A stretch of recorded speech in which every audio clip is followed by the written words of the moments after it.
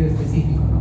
Entonces, por eso le pongo un cambio aparte, ¿no? Es la tibolona, menos efectos en la mama, a diferencia del estrógeno, que aumenta un poco la densidad en la mama. ¿Okay? Entonces, no afecta la densidad de la mama. Entonces, lleva un mejor control sobre la patología mamaria, ¿no? Entonces, también mejora los síntomas vasomotores este producto. ¿Okay? Mejora el perfil lipídico. ¿Okay? No produce tanto acción sobre el endometrio, entonces menos riesgo de hiperplasia endometrial. También actúa mejorando la osteoporosis. Entonces tienen varios beneficios, tanto del estrógeno como del progestágeno y del andrógeno, ¿no? Entonces una alternativa es eso, ¿no? Y también tiene actividad androgénica, mejorando la libido. Entonces es otra alternativa a lo que les mencionaba. Además disminuye los bochornos, mejora el estado de ánimo, atrofia genital y mejora la libido, ¿no? Entonces, y también se ha visto que reduce el riesgo de fractura, ¿okay? Y lo que les decía, no altera la densidad de la mama, aunque algunos estudios dicen que inclusive reduce el riesgo de cáncer de mama.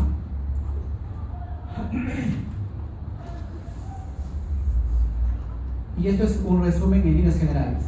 Si vamos a usar TRH, les mencioné dosis mínimas, las dosis bajas y las dosis altas. ¿Okay? Utilizar la progesterona para proteger el endometrio. Si vamos a usar periodos prolongados, y hablo más de 5 años, ¿okay? Evaluar riesgo-beneficio. ¿Okay? Utilizar andrógenos o no en la TRH es un poco discutible. Hay estudios que dicen que sí ayudaría los andrógenos, ¿no? La mayoría no lo usamos dentro de la TRH, salvo pues en pacientes que verían que su molestia principal es eso, ¿no? O sea, disminución de la libido, se podría utilizar andrógeno, sí, pues terapia androgénica, ¿no? Pues o lo que hacemos en ese caso, utilizamos tibolona, ¿no? Que mejora un poco los síntomas de la libido también. Entonces, en estos pacientes que ya estamos indicando TRH, hay que hacerles un seguimiento estricto, controlar al mes para ver si lo tolera o no tolera la medicina, a los 3 meses, luego a los 6 meses y de ahí cada año. Y siempre su control cada año con su mamografía, su Papá Nicolau, su perfil lipídico, etc. ¿Okay? Entonces evaluando siempre también endometrio. Ahora, en pacientes que reciben terapia de reemplazo hormonal, el endometrio es aceptable hasta 8. Es decir, si iban a empezar TRH, hacen su ecografía, endometrio menos de 5, ¿okay? Está bien, empiezan TRH, a los 3 meses hacen ecografía por ahí de endometrio 7 milímetros. Es normal para esa paciente que recibe TRH. ¿Ya? Por eso digo, tienen un control para saber el endometrio. Si no lo hicieron el control endometrial antes de TRH, es difícil saber si es por efecto de la TRH que recibió o es que ya estaba así, ¿no? Bueno, entonces en conclusión lo que mencionamos, solamente para aliviar los síntomas vasomotores, ¿okay? Y prevenir osteoporosis, solamente para eso. La paciente está feliz, no tiene nada, ningún síntoma, no requiere TRH. Tal vez si esa paciente tiene solamente dispareunia, por ejemplo, entonces indicaremos solamente local. Para eso hay estrógeno local, en óvulos con crema. ¿Okay? A ver, hasta ahí, ¿alguna pregunta? Doctor, una pregunta. ¿Varía la intensidad de la sintomatología, digamos, en las pacientes que tienen el curso normal de la menopausia versus aquellas que, digamos, son operadas quirúrgicamente de los ovarios y el útero? Sí. En pacientes que en forma natural van llegando a la menopausia es progresivo. En cambio, una paciente, por ejemplo, que es operada, le sacan los 2 ovarios, los síntomas pueden empezar en forma brusca, en forma más se instala de forma más rápida, ¿no? Entonces, tal vez ese periodo de que sale muy rápido les choca a los pacientes, no están preparados para eso, ¿no? Entonces, sí varía en cuanto a eso. Pero, a la larga, si me dices la intensidad después de años, no se ha visto mayor alteración, ¿no? Pero sí el inicio, ¿no? Obviamente, pues, imagínense una mujer joven, nos sacamos los ovarios, va a sentir de forma más brusca los síntomas, no está preparada para eso, es más difícil manejar eso. Entonces, generalmente en pacientes que ya, obviamente, ha habido indicación médica por eso le han sacado los ovarios y requieren terapia de reemplazo hormonal en ellos jóvenes, realmente, hacemos el estudio ya previo, está preparada para su mamografía, todo ya, para que después de la operación, obviamente, pues, puede empezar TRH. ¿Okay?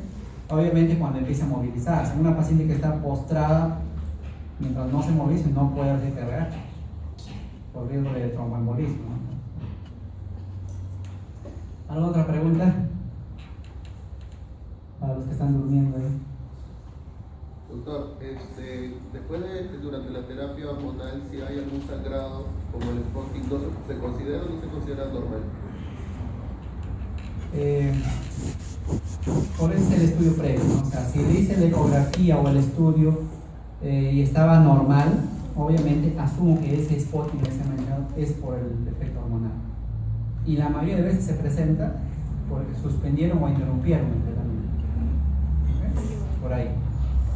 Pero obviamente pues, si se me repite el problema, para estar seguros, de todas maneras una biopsia, ¿no?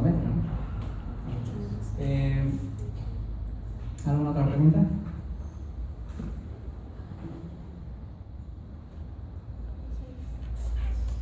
Bueno, entonces seguimos. La última parte es en cuanto a la osteoporosis. Entonces vemos una presentación un poco larga, un poco tediosa, obviamente.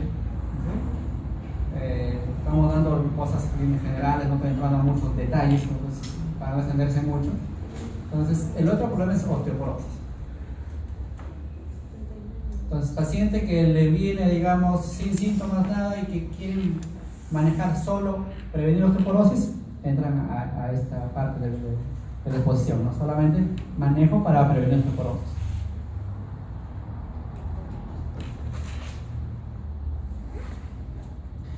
Entonces, más del 50% de mujeres que tienen más de 55 años sufren de problemas de fractura. ¿Y por qué motivo? Por osteoporosis. Entonces, si bien, digamos, a veces no tomamos mucha importancia por esto, pero el problema es esto, ¿no? Existe una gran mortalidad por esto. Imagínense a una paciente, imagínense a nuestra abuelita que se cae y se fractura la cadera. Entonces, eso obviamente va a ser invalidante, ¿no? Va a estar postrado en cama meses, ¿okay? Los costos elevados para su manejo y obviamente con las secuelas. Y es difícil que a veces que ya inclusive puedan empezar a caminar normalmente, ¿no? Entonces, ese es el problema, ¿no? Si bien a veces no produce ningún síntoma, pero cuando se presentan los problemas de fractura ya traen una alta mortalidad, ¿no? ¿Cuáles son los factores de riesgo? Obviamente, pues ustedes dirán lo que hemos visto, ¿no? Problema de hipoestrogenismo, la misma edad avanzada, y esto se puede presentar tanto obviamente en mujeres como en hombres también hay osteoporosis en hombres. Entonces, pero se ha visto que es más frecuente en raza blanca, en pacientes que tienen una vida sedentaria, en pacientes que tienen bajo peso, ¿okay? También por ahí se ha estudiado que hay factores genéticos, predisposición familiar a osteoporosis, ¿okay? La menopausia prematura, lo que les mencioné, más riesgo de osteoporosis. Las dietas que son ricas en carnes rojas, café, sal, también más riesgo para osteoporosis. Cuando hay baja ingesta de calcio, cuando se utilizan corticoides por largo tiempo. Entonces, ¿cómo evoluciona la masa ósea a lo largo de la vida? Miren, obviamente en la pubertad, donde más se presenta es el pico de aumento de la masa ósea en la pubertad, llega a su pico máximo alrededor de los 30-35 años. Después empieza a declinar la masa ósea. Se acentúa más cuando llegamos a la menopausia, cerca de los 50 años. Hay una mayor declinación de la masa ósea. Y obviamente, pues, y es en forma progresiva, lenta pero progresiva, hasta la senectud. Entonces, de ahí la importancia de que en mujeres jóvenes, ustedes todavía están a tiempo, ¿sí? Aumentar la masa ósea para que alcance su pico máximo ideal, ¿sí? Y después prevenir de que esta caída sea muy rápida. ¿Ya? Si comparamos con los varones, también alcanzan un pico máximo por ahí a esa edad también, pero el descenso es más progresivo en comparación con la mujer. ¿Okay? Si hablamos de síntomas, la osteoporosis es asintomática. Entonces, ¿Cuándo tiene los síntomas? Cuando hay fisuras, cuando hay fracturas, desviación, etc. Ahí hay síntomas, pero lo otro es asintomático. ¿Ok? Entonces, cuando aparece un problema de fractura, sí va a haber problemas de incapacidad o discapacidad funcional, ¿no? A veces, en nuestras abuelitas, bueno, casi siempre nos damos cuenta por qué baja la talla, ¿no? Por alteraciones de la columna, desviación del eje de la columna. ¿Ok? Hay un aumento de la cifosis dorsal. Puede haber aplastamientos vertebrales y a veces pasan desapercibidos, por eso se producen los problemas de acortamiento de la talla, ¿no? Es frecuente las fracturas a nivel de las vértebras dorsal y lumbar, sobre todo D9 y L1, a ese nivel. Otras localizaciones en el cuello del fémur, a nivel del húmero y zonas distales del radio. Entonces, hacer el diagnóstico, obviamente es sencillo actualmente. Antiguamente, antes usaban inclusive radiografías, pero era ya para ver problemas de porosidad más marcados. Ahora el estándar es esto, la densitometría mineral ósea, ¿no? Hay varios métodos.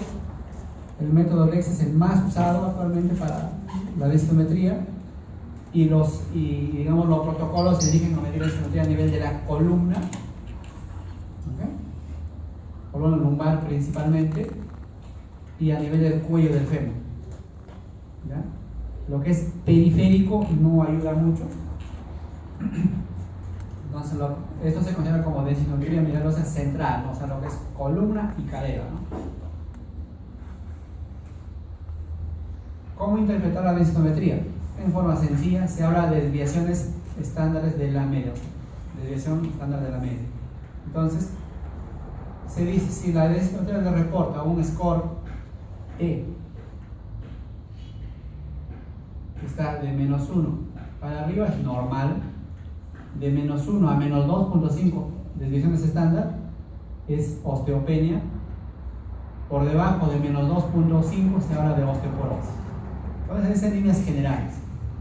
Entonces, osteoporosis, osteopenia y normal. Pero hablamos del score T. Hay dos scores que se utilizan, ¿no? Si lo tengo acá, no lo tengo. El score T y el score Z. El score T es el más usado. ¿Por qué? Porque yo comparo esta paciente, lo comparo con estudios que se han hecho en mujeres 30 a 35 años, donde está el máximo pico de masa ósea. ¿Okay? Lo comparo a la paciente actual con una mujer joven 30 a 35 años.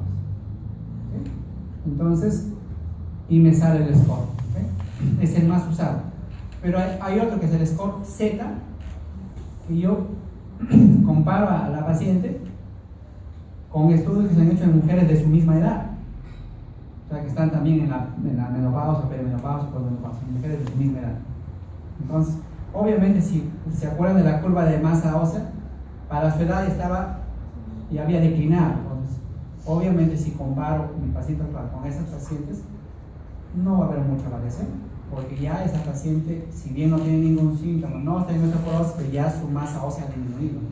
Entonces, no es muy bueno compararse, digamos, con personas de su misma edad, ¿no? En este caso se compara, el score T es el más usado y compara con mujeres que han tenido el pico de masa ósea 30 a 35 años. ¿Ya? Entonces, obviamente el control se recomienda. Tampoco, si salió la normal la densitometría, puede espaciarse más cada 3, cada 5 años. A diferencia si salió osteoporosis, es cada año, ¿no? En promedio. O sea, tampoco es hacerse todos los años su densitometría, no va a haber mucha variación, ¿no? ¿Ya? Lo ideal es empezar, o sea, hacerse igual antes de empezar la TRH, pero no es requisito para empezar la TRH. Salud. Entonces, lo que interesa es que en nuestro proceso hay una reducción de la masa ósea por volumen, ¿okay? Hay un deterioro de la microestructura del tejido óseo y obviamente aumenta la fragilidad y aumenta el riesgo de fractura, por lo tanto, ¿no? Obviamente la reducción de la masa ósea está causada por varias cosas, varios factores, perdón. Uno de ellos es el factor hormonal que estamos revisando, la ingesta de calcio, de vitamina D, la actividad física, uso de drogas, ¿okay? Etc. Acuérdense que en la posmenopausia hay una alta remodelación ósea. O sea, generalmente hay un desequilibrio entre la acción de los osteoblastos con los osteoclastos. ¿Okay? Este es para, digamos, hay un desbalance entre osteoblastos y osteoclastos. Y obviamente los estrógenos actúan disminuyendo la actividad del osteoclasto. ¿Okay? Entonces, existen marcadores para ver los niveles de resorción ósea. ¿Sí? No lo usamos mucho, excepto cuando el problema es severa, por ahí tenemos que usar algunos marcadores. ¿Okay? N o cetelopéptidos, osteocalcina, etc. Hay una infinidad de marcadores, pero lo pueden revisar en sus libros. ¿Okay? Pero hay pacientes que tienen más riesgo de tener osteoporosis, sobre todo en caso de acá. Hay que investigar en la historia clínica que si utilizan corticoides o no. ¿Okay? También hay problemas de la paratiroides o la tiroides, ¿no?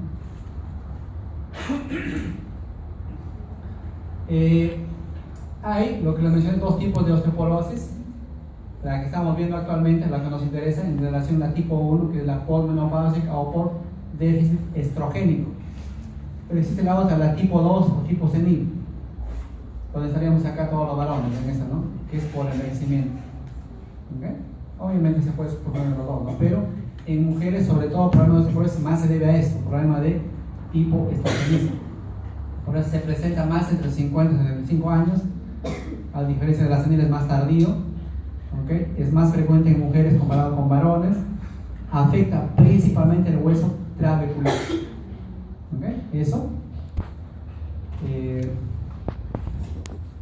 Entonces, obviamente, las pacientes que están en el climaterio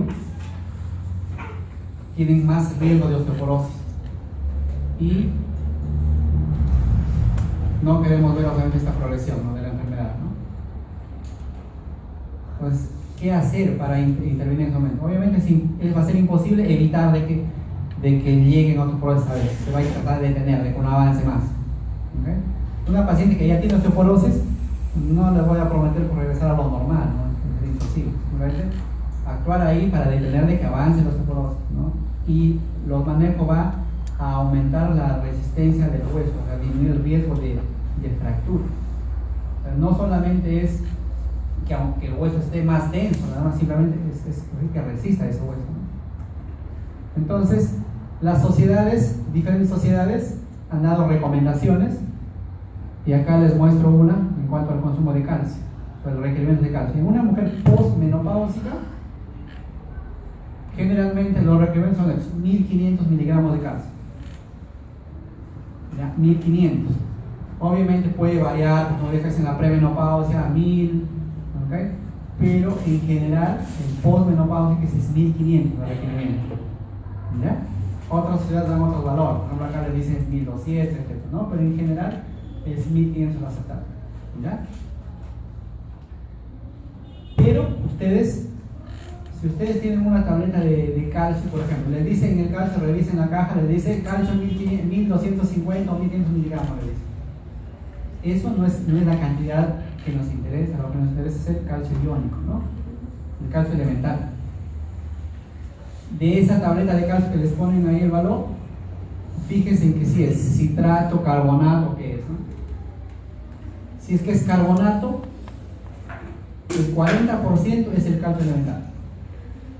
Es decir, acá por ejemplo, pongo una tableta de carbonato de calcio en 1250 tiene 40% de calcio elemental. Por lo tanto, sería solamente 500 miligramos de calcio elemental. Y lo que les hablo acá de requerimientos es de calcio elemental, 1500. Entonces tendría que tomar mínimo unas 2 pastillas al día para que sea 1000 más el calcio de la dieta, ya se completa los 1500 por ahí, ¿no? ¿Sí? Entonces, y si es citrato, solamente esa tableta trae el 21% de calcio elemental. Entonces tiene que decir citrato, carbonato o gluconato de calcio, ¿ya? Entonces por ahí. Entonces, en líneas generales lo que les recomendé, lo que les dije, 1500 miligramos de calcio y de vitamina D 800. ¿ya? 800. Estamos hablando de mujeres que obviamente con osteopenia o osteoporosis, ese requerimiento, ¿no? Si está en una paciente normal, bueno, pues solamente pueden dar un poco menos de 2 por ahí, de acuerdo a las ciudades de glicemina, nada más de calcio, 400 de vitamina D, ¿no? Pero si hay osteoporosis, esto es lo mínimo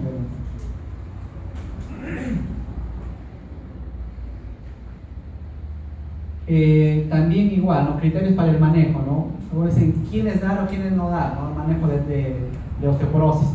Entonces igual, las sociedades en general recomiendan cuando hay un score T menos de 2.5 hay que dar manejo para osteoporosis, ¿okay? O cuando el score T es por debajo de menos 1.5, o sea, osteopenia, ¿no? Si es que está sobre la fractura, también hay que dar. En líneas generales, cuando hay osteoporosis según el score T, o cuando hay osteopenia con fractura. En eso sí hay que dar manejo de osteoporosis. ¿Okay?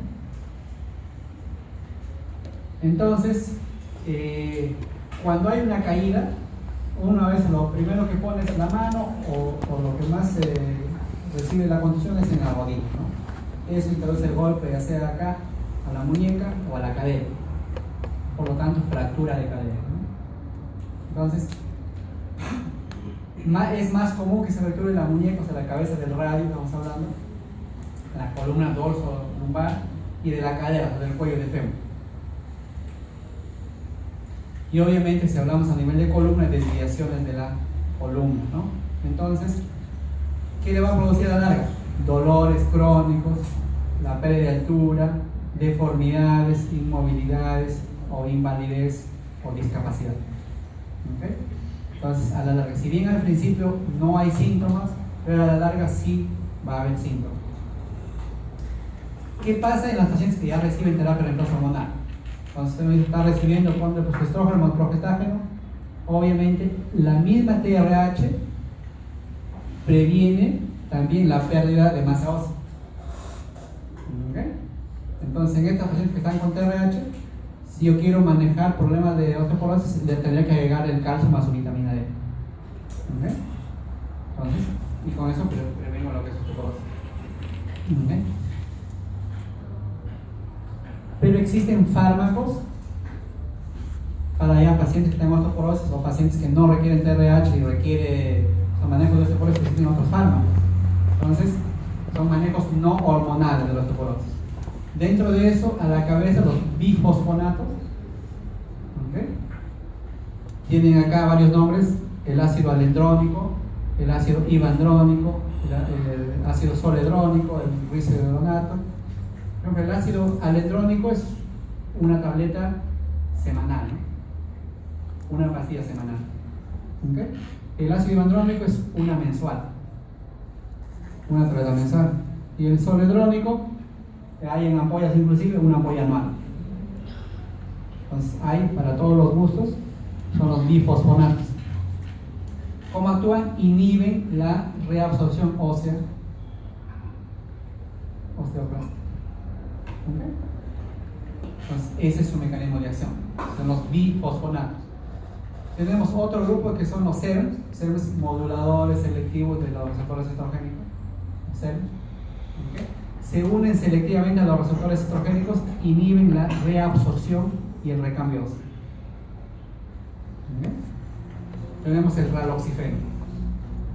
Entonces, de estos, a ver, los más usados actualmente son acá los bifosfonatos, ¿no? Entonces, tomar una tableta semanal o una tableta mensual, depende de los costos, el efecto es igual.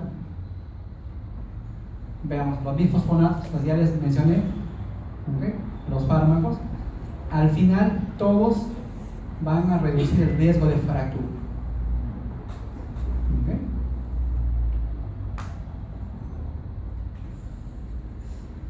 En cuanto al raloxifeno, al SERM que les mencioné, también tiene efectos agonistas y antagonistas de los estrógenos.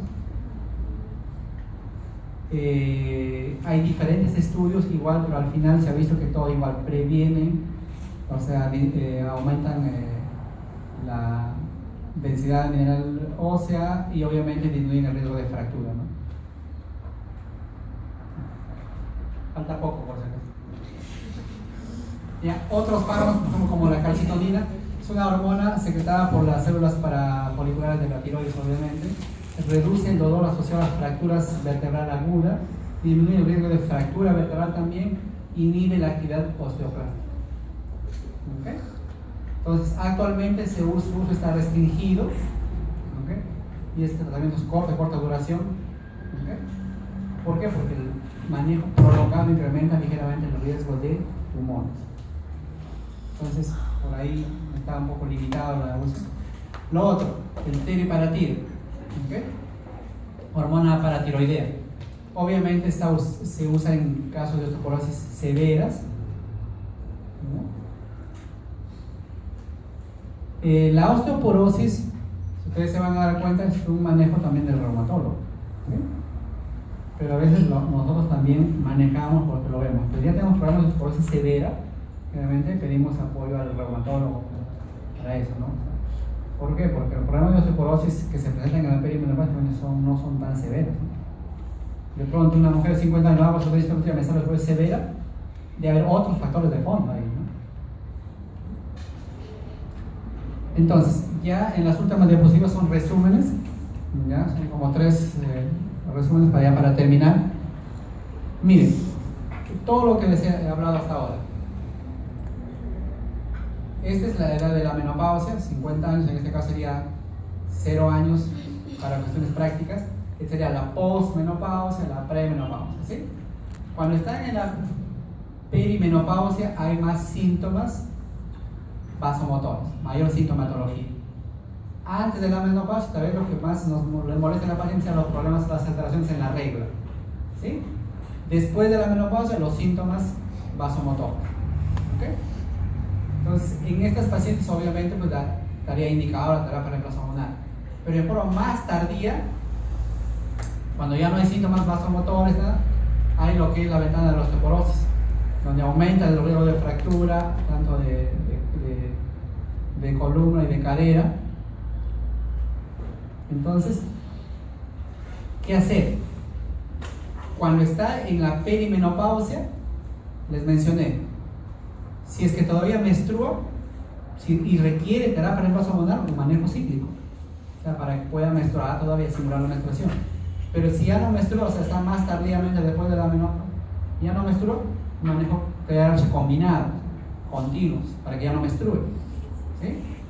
En todo esto, en toda la postmenopausia, cambiar lo que es estilo de vida, ¿no? O sea, una alimentación saludable, ejercicio físico, ¿ok?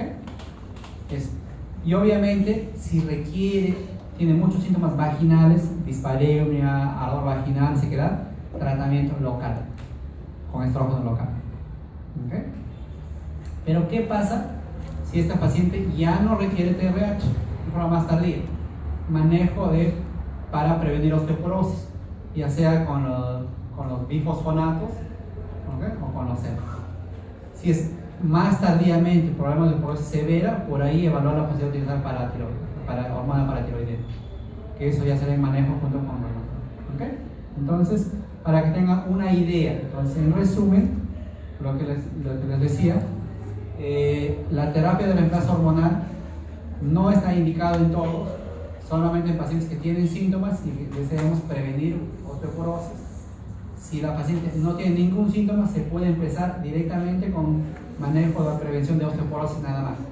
Y manejo local si tienen muchos síntomas locales a nivel de la vagina. ¿Okay? También hay síntomas urinarios, a veces vienen con poliaquiuria, disuria, que puede ser secundario a efecto hipoestrogénico del sistema urinario, la parte inferior. Pero obviamente descartando que no hay una patología urinaria de fondo, ¿no? Entonces, eso es en resumen todo lo que les he mencionado. Obviamente, pues va a ser difícil que salgan recetando terapia de reemplazo hormonal a sus pacientes, pero tengan una idea, como ya sea médicos generales que tengan una especialidad que tengan una idea de esto, o cuando van a hacer, cuando les pregunten por ahí a los pacientes, más o menos cómo enfocar, cómo hacer el manejo. ¿Ya? ¿Listo? ¿Alguna pregunta? Sí. En el caso de la dosis, el suplemento de calcio, ¿por qué tiempo se le debe administrar a un paciente? ¿Cuánto como el glifosinato? ¿Cuánto tiempo? Decíamos antes de por vida, ¿no? Porque la osteoporosis va a seguir el problema. Entonces, pero en nuestros pacientes es difícil que de por vida sigan tomando eso, ¿no? Es difícil. Entonces, si me dices cuánto tiempo, yo te digo continuo, ¿no? Pero generalmente donde más damos son los primeros 5 años postmenopausia. Pero si te dice la paciente y puede y tiene condiciones, tiene que seguir con suplemento. Tanto suplemento de calcio, vitamina y sulfatado. Pero, sobre todo en pacientes que ya tienen osteoporosis, en ellos sí continuar, ¿no? Entonces, ¿con el calcio no hay ninguna contraindicación? Sí hay contraindicaciones, obviamente, por ahí más ver, sobre todo problemas de litiasis, ¿no? Pero para eso, si tienen un estudio en que el calcio, el cálculo depende del calcio, obviamente puedes utilizarlo con restricciones, ¿no? Porque puede más riesgo. Pero si es un cálculo que tiene otro origen, más por origen del colesterol, por ahí, entonces no había ningún problema, ¿no? Pero sí, obviamente hay restricciones, sobre todo con cálculos que dependan de calcio, ¿no? Con precaución. ¿Alguna otra pregunta?